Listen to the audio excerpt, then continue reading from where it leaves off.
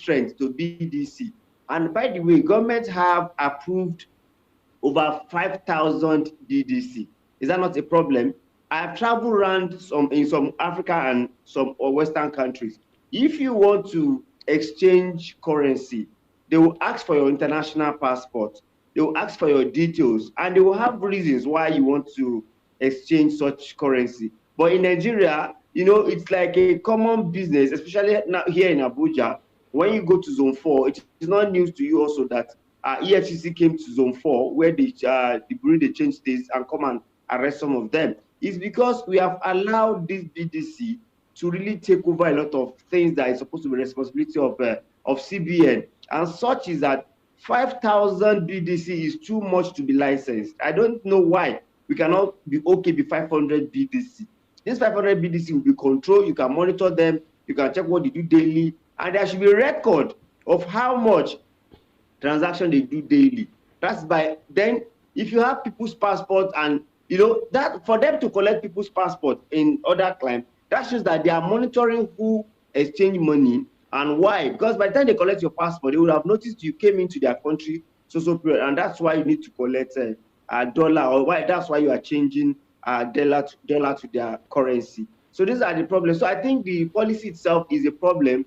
And you record also that Buhari also came up with this policy in 2017. But when he saw that it is not working, he withdrew it within a month or so. So I don't think it's too much also to withdraw such a policy. So. Right, categorically, when you talk about these policies now, we're looking at the floating of the Naira is what you're referring to. And on the other hand, when you look at the floating of the Naira, the idea that happened before now was certain amount of money was put into the Naira in the market anyway to stabilize the Naira and keep Naira at a particular peg. Before now it was at 400 and something Naira to the dollar, and government kept pumping money into the currency market. But the next administration came, Bola Tinubu, and they said, let's float the Naira, have a common exchange rate, and Naira has been falling. But once in a while, we get to see the government put certain amount of money back into the market to stabilize the Naira just for a while. At the end of it, maybe after a week, we now see the Naira falling. What I want to look at is this now.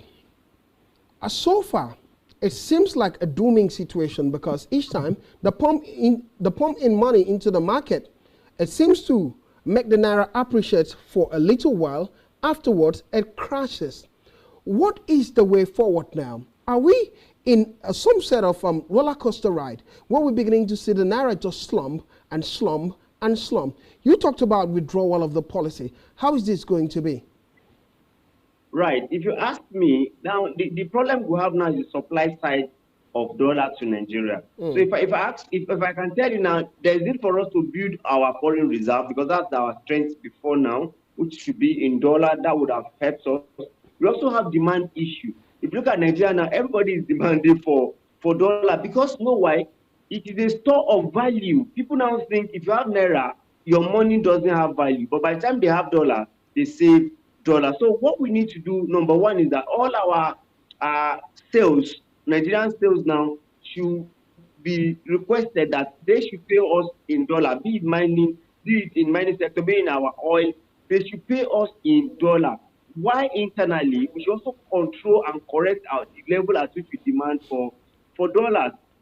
Internally, some schools also demand that you should pay your school fee in dollar, which is very, very bad. So we must transact internally with Naira, while we transact externally, we also collect a dollar. I think that's part of the way to actually solve the problem. However, going forward now, Nigeria government must be deliberate in its policy to make sure that there is less demand for dollar. And also, a good example is that if you look at the number of people that are traveling out of Nigeria, remember those people also demand for dollar that they want to use to travel. So these are all of the problems that we have.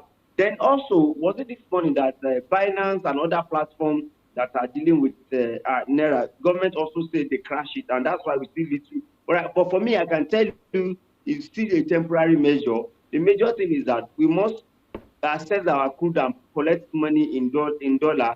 We must also control this BDC. 5,000 BDC is way too much for Nigeria. We just have to bring up some policy maybe they should have what we call some money with CBN before they can operate. So you can increase the money, just like when you are saying bankers should recapitalize. So this BDC, you can say they should recapitalize or capitalize so that you can use that to control them. If not, you will continue to see this problem going forward. All right, Dr. Aliyu Elias, thank you. Thank you very much for your thought. You've really talked about the CBD and Bureau De Change exchanges and what they've brought to the table and how they affected the entire system. Partly talking about 5